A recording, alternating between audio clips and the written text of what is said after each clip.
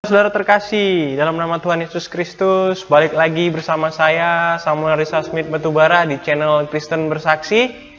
Baik saudara-saudara, di video-video sebelumnya saya sempat membahas sebuah topik tentang etika atau pandangan Alkitab mengenai berpacaran, dan dilanjutkan dengan video spiritual formation atau pertumbuhan rohani. Nah, pada kesempatan kali ini saudara, saya ingin atau rindu membahas sebuah topik, yaitu topik tentang pengantar kitab Injil. Oke, kita langsung saja buka filenya.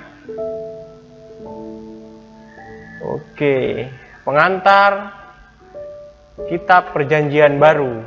Nah, yang biasa kita kenal dengan Injil. Oke. Nah, jadi saudara-saudara, sebutan Injil menurut tokoh William Markson menyebutkan bahwa nama Injil yang sekarang ini bagi keempat kitab yang ada di awal urutan kanon Perjanjian Baru berasal dari abad kedua. Nah, jadi semua tulisan yang mengandung kisah-kisah tentang Yesus digolongkan pada konsep Injil, saudara-saudara. Nah, sebutan Injil secara tradisional atau keempat kitab ini dikenal sebagai Injil, yang berarti kabar baik. Nah, jadi saudara, menurut Donald Guthrie, Injil merupakan sumber pengetahuan bagi kehidupan. Nah, jadi bagi kehidupan Tuhan kita, dan tanpanya data kita hanya akan berupa garis besar yang kosong. Nah, jadi saudara, penting untuk kita memiliki pengertian bahwa Injil itu sendiri yang membentuk sejarah Kristen, dan sumber-sumber Injil harus didekati melalui Injil. Nah, ini pandangan dari Donald Guthrie. Lalu ada genre atau ragam Injil. Nah, D.A. Carson dan Douglas G. Moore menuliskan bahwa studi modern tentang genre dari Injil berawal dari keputusan K.L. Smith untuk mengklasifikasikan kitab-kitab ini sebagai sastra populer atau karya sastra.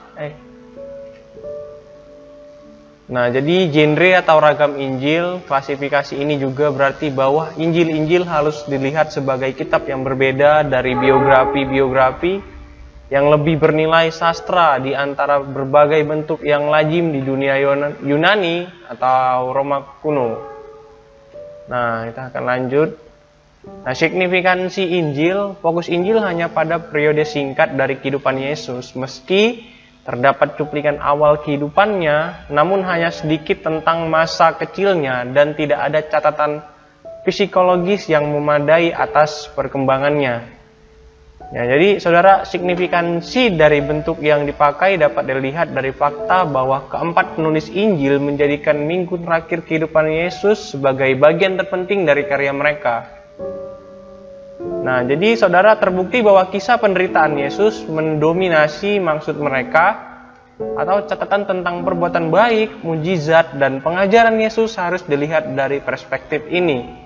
Jadi saudara, segala sesuatu menunjuk kepada klimaks kematian dan kebangkitan Yesus yang merupakan ujung tombak pengajaran Kristen. Nah, jadi ini saudara, ada masa antara PL dan PB. Bila kita memperhatikan perpindahan dari PL ke PB, maka kita dapat melihat bahwa di kitab pertama Perjanjian Baru, yaitu di Injil Matius, di pasal pertamanya memperkenalkan kembali tokoh-tokoh yang sudah ada atau sudah kita kenali di Perjanjian Lama seperti Abraham, Ishak, Yakub, Daud, dan lain-lain. Apa saja kisah para tokoh ini? Nah, teman-teman atau saudara-saudara bisa membaca di kitab-kitab Injil seperti Matius, Markus, Lukas. Namun ada tokoh baru diperkenalkan yang menjadi tokoh utama dari seluruh Alkitab, yaitu Yesus Kristus, saudara.